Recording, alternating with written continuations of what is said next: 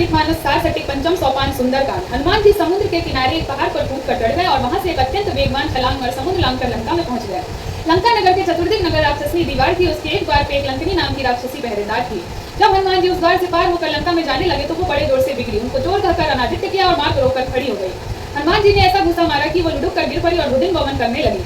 फिर उठकर डरती हुई हाथ जोड़कर विनती करने लगी कि हे हनुमान, जब ब्रह्मा जी रावण को वरदान देकर जाने लगे थे तो उन्होंने मुझसे कहा था कि जब तुम मंदर की मार खाने पर विकल हो जाओगी तब जानना कि अब निश्चर कुल का नाश होगा।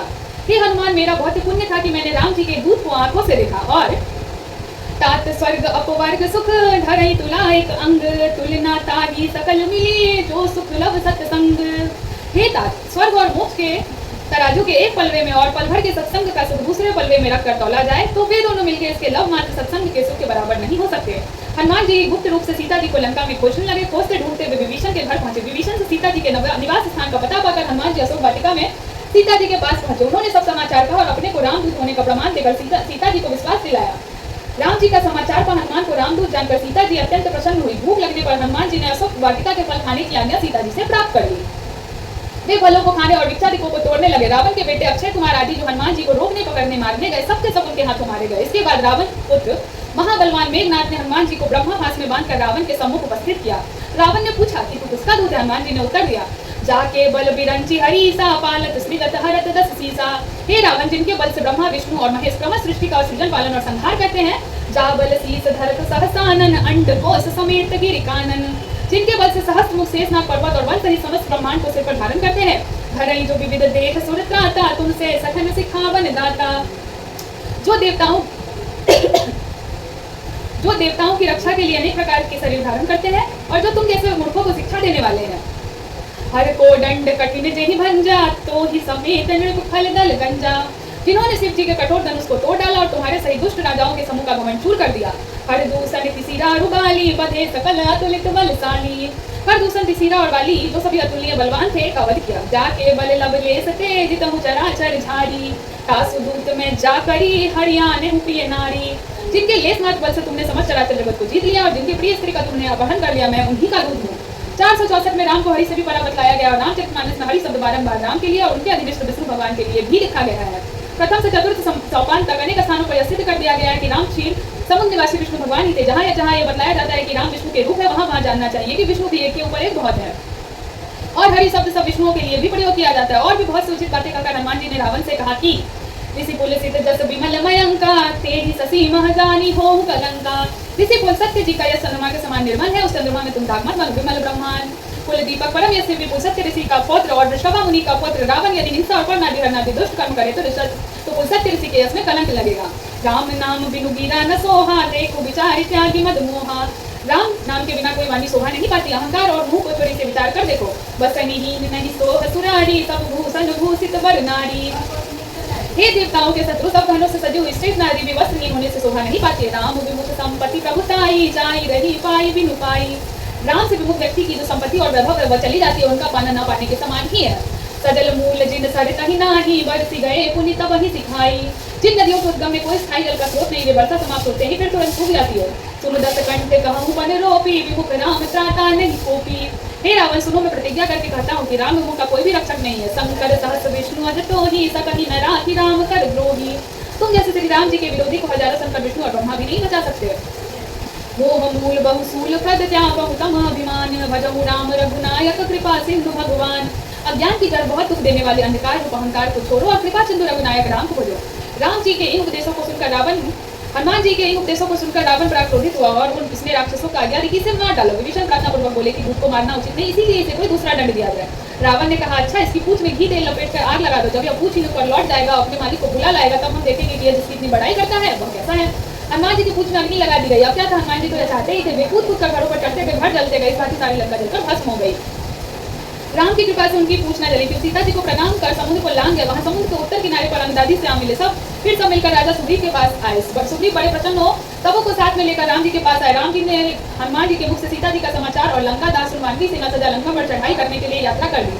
समुद्र किनारे पहुंचकर राम जी ने ससैन्य डेरा डाला। जब रावण को उसका पता लगा कि राम सेना सहित समुद्र किनारे आ गए तो उसने अपने मंत्रियों से विचार पूछा। मंत्री लोग हंस पड़े और बोले कि महाराज इसमें कुछ विचार की आवश्यकता नहीं है। जब आपने सब दानवों को जीत लिया तब तो कोई परिश्रम ही नहीं हुआ, तो ये नरवानर किस गिफ्टी में यहाँ महादेव जी पार्वती जिसे कहते हैं।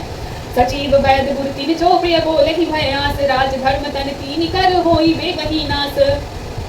मंत्री वैद्य और गुरु ये तीनों यदि डरकर आशा सहायता और आशा से प्रिय वचन करते हैं और उचित बात नहीं कहते हैं तो राज धर्म और शरीर तीनों का सिद्ध ही नाश हो गया। रावण को ऐसे ही सहायक गण मिले हैं। समय पाकर विभीषण वहां आए और अपना विचार इस भांति दिया, जो आपन चाहि कल्याणा, सुजस सुमति सुख गति सुख नाना, सो पर नारी लाल गुसाई, तजहि चौथी के चंद के नाई।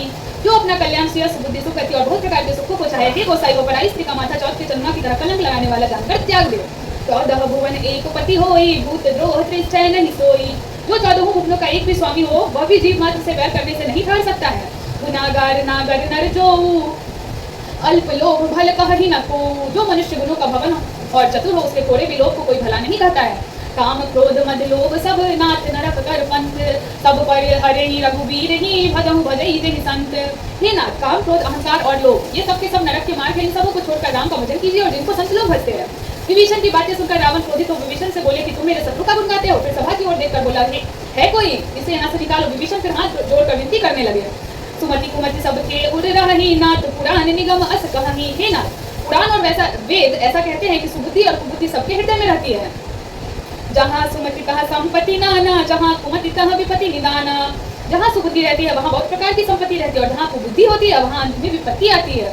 विभीषण ने बिना पूछे और भी अनेक हित विचार रावण को दिए पर उसका क्रोध बढ़ता ही गया। उसने कहा, तू शत्रु का गुण गाता है, जा उसी को नीति सिखा। यह कहा उसने विभीषण को लात मार दी। विभीषण इतने पर भी उनके चरण पकड़कर 100 विनय धर्मोपदेश करने लगे। यहाँ महादेव जी कहते हैं, उमा संत कर इन्हीं बड़ाई, मंद करत जो करहि भलाई। हे उमा संतों की यही बड़ाई है कि जो उनके साथ बुराई करते वे उनके साथ भी भलाई करते हैं।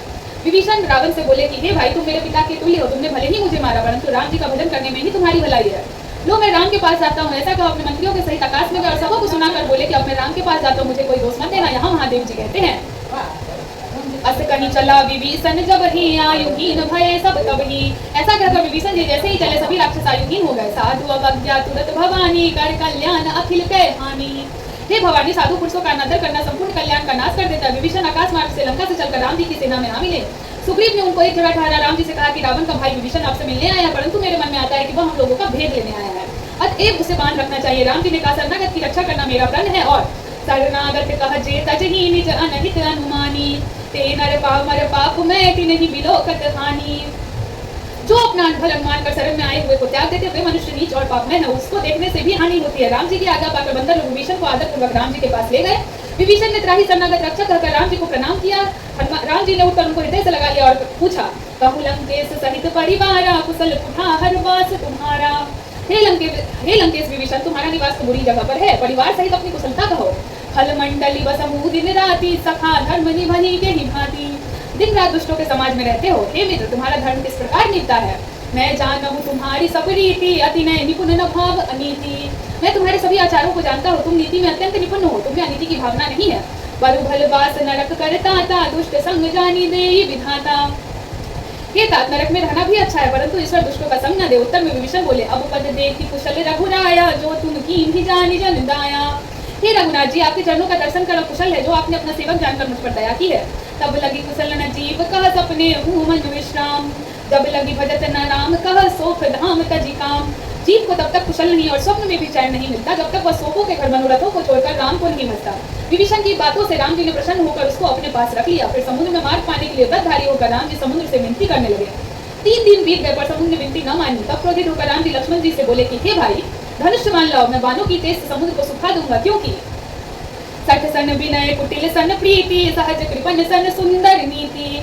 दुष्ट से विनती, कपटी से प्रीति, स्वाभाविक कंजूस से सुंदर नीति कहना। ममतारत सन ज्ञान कहानी, अति लोभी सन विरति बखानी। ममता में लीन पुरुष से ज्ञान की कथा, परम लोभी से वैराग्य का वर्णन करना। क्रोध ही समकाम ही हरि गाथा, अवसर बीज भय फल जाथा। क्रोधी से सौम्यता, शांति, शीतलता और कामी से हरि कथा कहना वैसे ही निष्फल है जैसे अवसर में बीज बोना। इतना कहकर हनुमान जी ने समुद्र सोखने के लिए धनुष पर बाण चढ़ाया। तब समुद्र डरकर ब्राह्मण के रूप में राम जी के सम्मुख आया। यहाँ काकभूषुंडी जी कहते हैं, काटे ही पे कदली फड़ई, कोटि जतन को सींच। विनय न मान खगेश सुनू, डांट ही पे नवनीच। हे गरुड़ जी सुनिए, केला काटने पर ही फलता है, चाहे कोई करोड़ों उपाय से सींचे। नीच विनती नहीं मानते, डांटने पर ही नवते हैं। समुद्र ने हनुमान जी की बड़ी विनती की और उन्हें बतलाया कि नल और नील के छुए पत्थर जल में नहीं डूबते, तैरते रहते हैं। आप पत्थरों को मंगा उन दोनों से समुद्र तल पर बांध बनवा लीजिए, उस पर से आपकी सेना पार उतर जाएगी। फिर राम जी की आज्ञा पाकर समुद्र अपने घर गया। रामचरित मानस सारसाठी पंचम सोपान सुंदरकांड समाप्त। सियावर रामचंद्र की जय, पवन सुत हनुमान की जय, अयोध्यापति श्री राम की जय।